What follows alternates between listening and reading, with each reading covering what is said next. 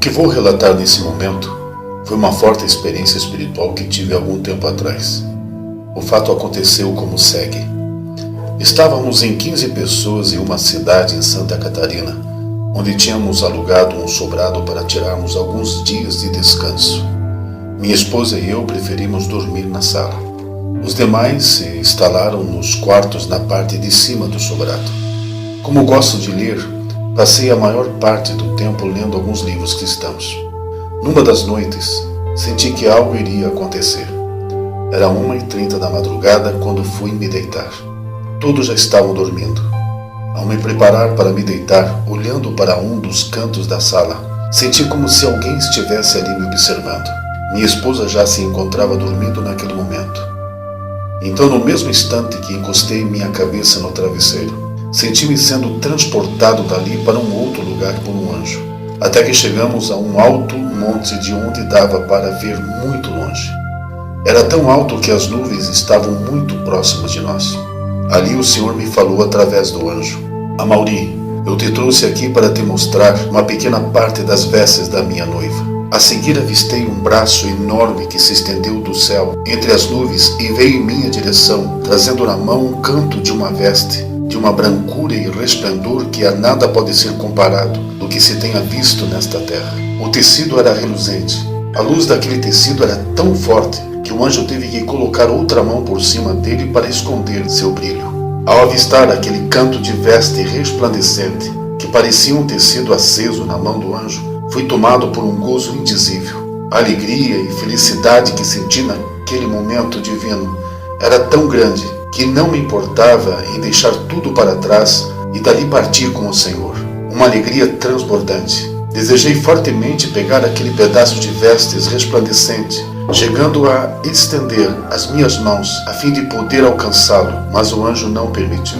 Posso dizer pela experiência daquele momento, o prazer que se sentirá no céu transcende a tudo o mais. Como o apóstolo Paulo escreveu: as coisas que o olho não viu e o ouvido não ouviu e não subiram ao coração do homem são as que Deus preparou para os que o amam. 1 Coríntios 2:9. Tudo será tão glorioso e sublime que não haverá lembranças do que passou, de qualquer angústia, tristeza e dor. Ninguém terá saudades de ninguém e de nada do que ficou.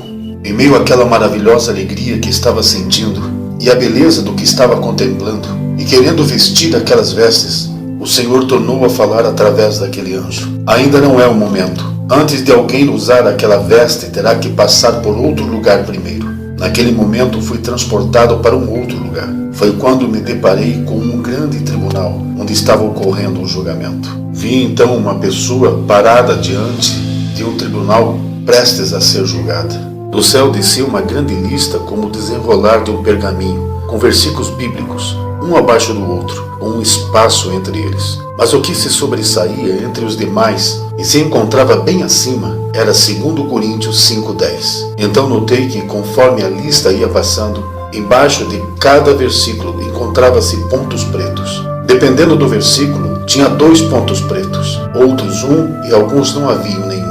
Naquele momento soube que os pontos pretos eram pecados e falhas cometidas, de coisas que não deveriam ser feitas e de coisas que deveriam e não foram. Os versículos que tinham 2 pontos pretos eram porque neles há 2 ensinamentos a respeito do que deve ser feito e o que não deve ser feito ou praticado. Os versículos que tinham 1 ponto preto é porque neles encontra-se um ensinamento ou do que devia ser feito ou de algo que não deve ser feito ou praticado. Os versículos que não apresentavam pontos pretos eram porque tais ensinamentos haviam sido obedecidos. Já os versículos que tinham pontos pretos é porque não haviam sido obedecidos.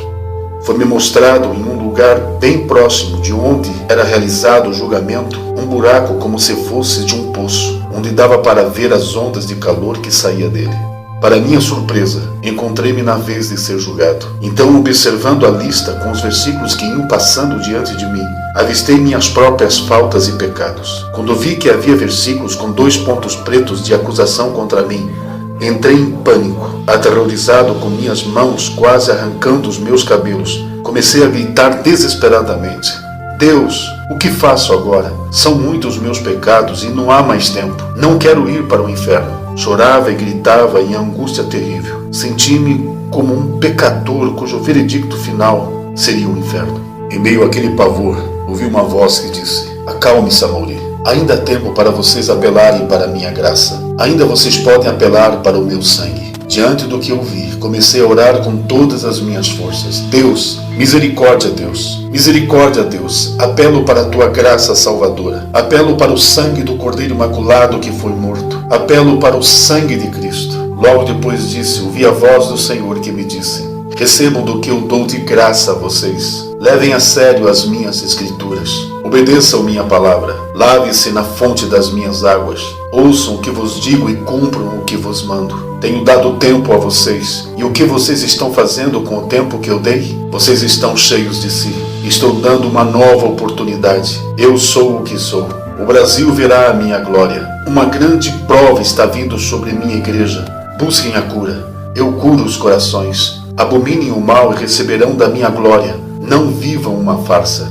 Deus me fez ver dois extremos: a maravilha que será e o gozo que se sentirá quando os remidos vestirem-se com as vestes da noiva de Cristo. E também me fez ver e sentir o quanto será terrível para aqueles que tiverem em falta e pecados diante do tribunal de Cristo. Naquele dia não terá nova chance. Não terá voltas, de nada adiantará chorar e gritar pedindo por misericórdia, porque o tempo da graça terá terminado. Naquele grande e terrível dia, Jesus não se apresentará como o Cordeiro Santo que tira o pecado do mundo, mas como o supremo e justo juiz, que dará a cada um conforme as suas obras. Veja o que diz 2 Coríntios 5:10, conforme o vi, em cima do pergaminho. Porque todos devemos comparecer ante o tribunal de Cristo, para que cada um receba segundo o que tiver feito por meio do corpo, o bem ou o mal. Saiba que o julgamento será segundo cada ensinamento de Cristo, conforme ele mesmo disse: quem me rejeitar a mim e não receber as minhas palavras, já tem quem o julgue.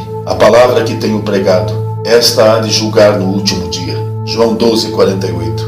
Depois o Senhor me fez ver o que está escrito em Apocalipse 19:7-8, que diz: regozijemo-nos e alegremo-nos, e demos-lhe glória, porque vindas são as bodas do Cordeiro, e já a sua esposa se aprontou. E foi-lhe dado que se vestisse de linho fino, puro e resplandecente, porque o linho fino são as justiças dos justos. E disse-me: escreve: bem-aventurados aqueles que são chamados à ceia das bodas do Cordeiro. E disse-me: estas são as verdadeiras palavras de Deus. Depois de ouvir o que o Senhor disse, tornei em si e vi todos os movimentos ao meu redor. Vi a minha esposa se levantar e o barulho dos que iam se acordando por causa do alvoroço que fiz. Mesmo vendo os movimentos, não conseguia me mover. Assim foi até tudo terminar. Ao obter controle novamente no meu corpo, sentei-me no sofá com meu coração disparado. Depois de alguns instantes, achando-me mais calmo, consegui relatar a todos o que tinha visto.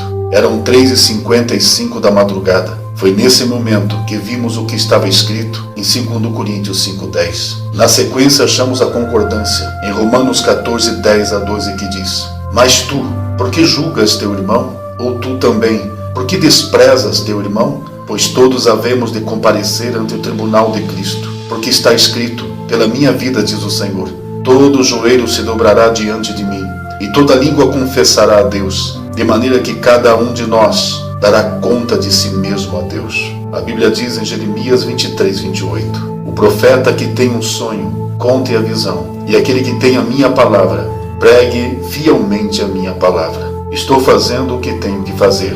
Diante de tudo o que relatei, que cada um pense e haja como quiser. Mas não se esqueçam, isso está prestes a acontecer. Os acontecimentos mundiais comprovam: Cristo está às portas.